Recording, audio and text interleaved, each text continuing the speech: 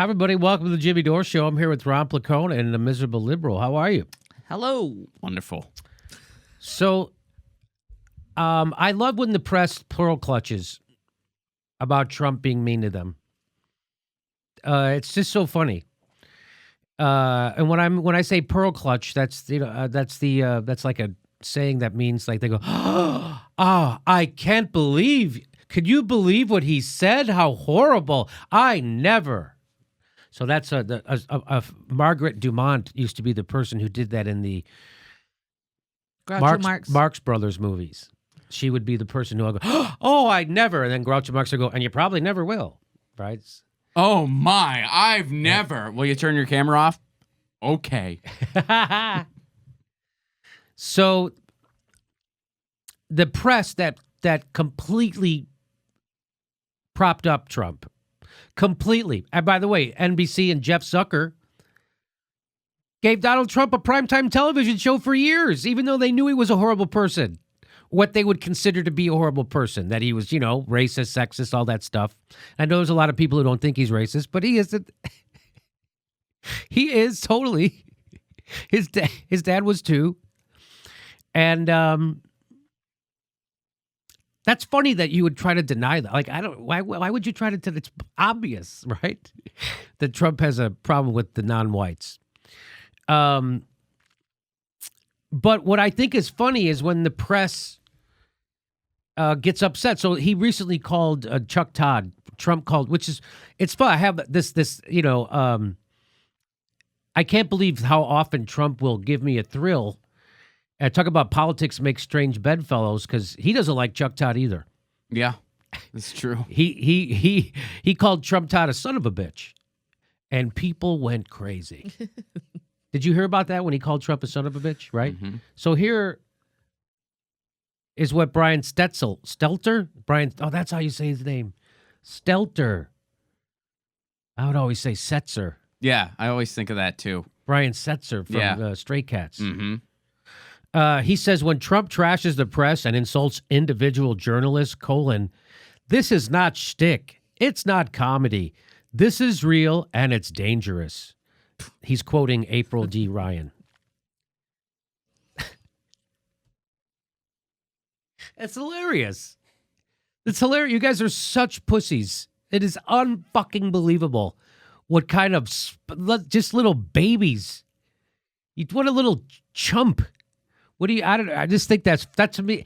By the way, first of all, you would think Chuck Todd and Donald Trump, that these are two guys that are both clueless, rich, and deny climate change. How are they not best friends? The rest of the politicians were real buddy-buddy with the press. And no, we don't see a problem with that. Yeah. Exactly. Brian Stelter is supposed to be a media watchdog. He has that show, Reliable Sources. And here's a couple things just off the top of my head that are more dangerous than a president saying something about a TV pseudo-celebrity. One, that media outlets are funded by oil and gas. There's conflict of interest 101. That's one thing, way more dangerous, Brian Stelter. Two, the fact that ratings take place over actual journalism. That's another thing, way more dangerous, Brian Stelter. Three, the first thing that gets cut to favor the shareholders is actual boots on the ground to cover real events. That's why no one from the corporate media was ever at Dapple. That's number three, Brian Stelter. There's three things, just off the top of my head, willy-nilly, way more dangerous than a president saying something about a pseudo-celebrity who has no business being in news, which is Chuck Todd. And you know who loved, by the way, very well put, and you know who loved the press? Bill Clinton, because he passed the legislation that made our horrible news media possible today. Yes, he passed the Telecommunications Act of 1996, which took 50 media companies and got them squeezed down to 6. Now you only have 6 media companies. Every cable channel you have, every radio station, every newspaper, it's all owned by the same 6 companies. All those channels on your cable dial, we were going through cable the other day. We found channels we'd never heard of. There's a channel called Pop, isn't it? Called Pop? Mm-hmm. And they just have original comedy shows one after another. I'm like, well, I wonder one of the 6 companies that make this one. Because you never heard it. I'm like, this is a great channel. I wonder which of the 6 companies made this. You know, do you think April Ryan ever had anything to say about us getting into the war in Iraq? I wonder. You know, that close relationship that Dick Cheney had Right, with the press, and how Bush had a close relationship with the press? Yeah. You tell me what is real and what is dangerous. Remember when the press got along with the president? Remember what happened? We went to fucking Iraq. Brian. Remember how Chris Matthews loved the He got way a throw up George his leg. Bush looked in his jumpsuit Yeah. on the top of the ship? With his cod piece in his jumpsuit. Well, remember when the Bush administration would fax them approved talking points? Yes. And they lied us into Iraq? Yeah, there's something else more dangerous to add to the list, Yeah, Brian. you know what is more dangerous? This is real and it's dangerous. You know what's more dangerous? The way the press covered the Bush administration and the Iraq war. That's more dangerous than Trump calling some hack, Chuck Todd, a son of a bitch. Chuck Todd, who readily admits he doesn't ask tough questions on his show because he's afraid his guests won't come back. He admits it. Jimmy, don't you long for the days when you would see David Gregory and Dick Cheney dance? Oh, remember that? What was the event again? The press It was a correspondence dinner. correspondence dinner. And it was the year after. Stephen Colbert went down and laid a smackdown on the press corps. Oh, I remember missed that that one. Stephen Colbert. Oh, that was I great. really missed that Stephen Colbert. That was Stephen Colbert at his finest when he was taking on the powerful in a real way. And what he's doing now is he's taking on the president, which there's no one more powerful than the president, I guess. But he's doing it at the behest of the establishment, which takes away all the sweetness of him attacking the powerful. It does for me anyway. I don't want my press to get along with the president. I know. There's a problem with that, and we're living the consequences of it right now with all the wars we're in. Ted Lieu, by the way, who gave me an award, Yes. which we have somewhere. It was around here somewhere. I wonder where it is. So it was in that thing, anyway, I got an award from him, and he's a congressman over here for the rich people in west side of Los Angeles. He says, can you name the last president of the United States that constantly attacked the free press and viewed the press as the enemy? Richard Nixon. Nixon was afraid of the press because he was hiding something. What is Donald Trump hiding from the American people? Yes, you know what? It's good, Ted. I appreciate Ted Lieu. He does point out that the last time the corporate press held powerful people accountable was 1972. And did Richard Nixon go to prison for anything that he ever did? Oh, remember when he went to prison for no. Oh. Nope. What? Nope. Not even a hearing. And you know, Trump must really hate the press when after they gave him $5 billion in free advertising. I bet he really hates the press. The only reason Trump wouldn't like the press is if he didn't actually want to become president, because you guys couldn't have helped him more. So there you go. It's like this. It's just the pearl clutching by the establishment is unbelievable. Oh my God, he's breaking norms. He's coming. He's attacking the press, you guys. He's attacking one of our six gigantic corporations who are funded by the military-industrial complex and fossil fuels and Big Pharma. And it's just so sad. This is what they choose to amplify. This is what he said something not nice about Chuck Todd. Well, okay. You know something else Chuck Todd did? Chuck Todd had an interview with Roger Stone where every answer the guy gave just went over Chuck Todd's head. Yes. And the American people were robbed of a constructive conversation because it was intellectually above Chuck Todd because it wasn't written on his script. Why don't we talk about that, reliable sources?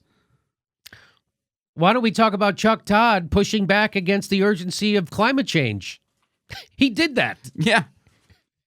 I saw Chuck Todd do that with John Kerry on his own show. Well, he wasn't convinced of the urgency of climate change. You know why? Because climate change is urgent wasn't written on his script.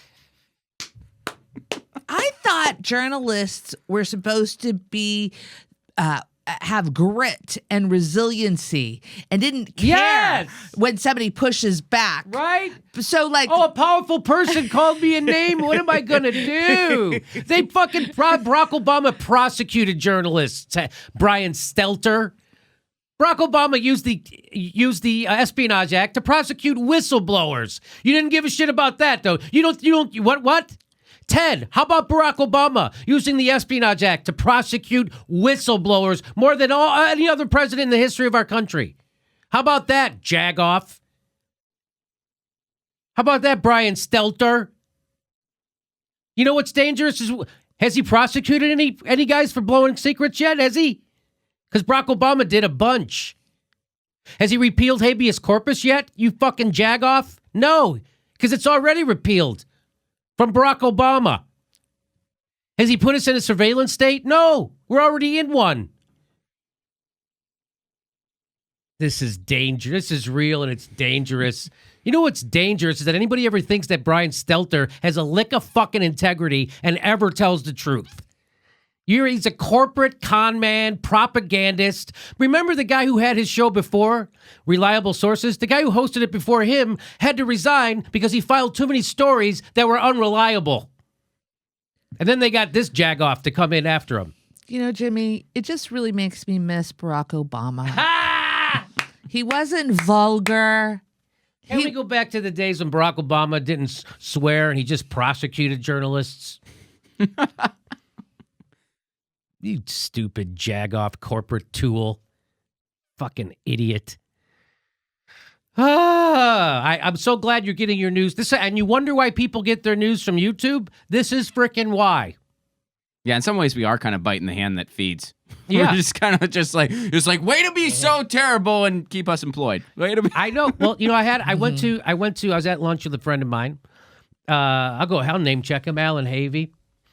And he's asked me, he goes, Jimmy, well, how did this happen?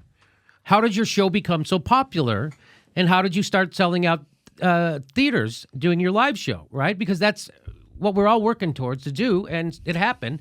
And I go, he goes, how did this happen? I go, they make it easy.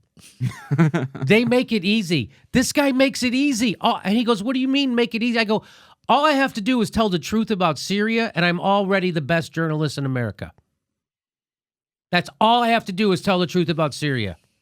And I'm already head and shoulders above anybody at MSNBC, CNN, or any other, or you know, certainly the Washington Post and the New York Times. They're going to ramp up the war every time. New York Times, Washington Post, CNN, MSNBC, they're pro-war all the time, 24/7. If you're against war, you get fired. New York Times fired Chris Hedges because he wouldn't stop telling the truth about the Iraq war. They said, stop doing that. And he said, I'm not gonna. And they said, well, you can't work here anymore. They fired Phil Donahue. They said, stop talking about how bad the war is. He said, not gonna. And you're gone. They did say Ashley Banfield, same thing. So that's what happens at mainstream news shows. And now you know why people get their news from YouTube. And what you have to do is make sure that you don't let them squash shows like us by making sure you're subscribed. Just check. It takes a second. Make sure you're subscribed. Click the bell so you get a notification when we drop videos, and come see our live shows. We're doing 2 live shows in March. March 26th in Austin, Texas. There's still tickets available. And March 30th in Burbank, California. There's still tickets available for that. We'll see you there. Thanks for your support. And we're on Steam It. We're steaming it right now.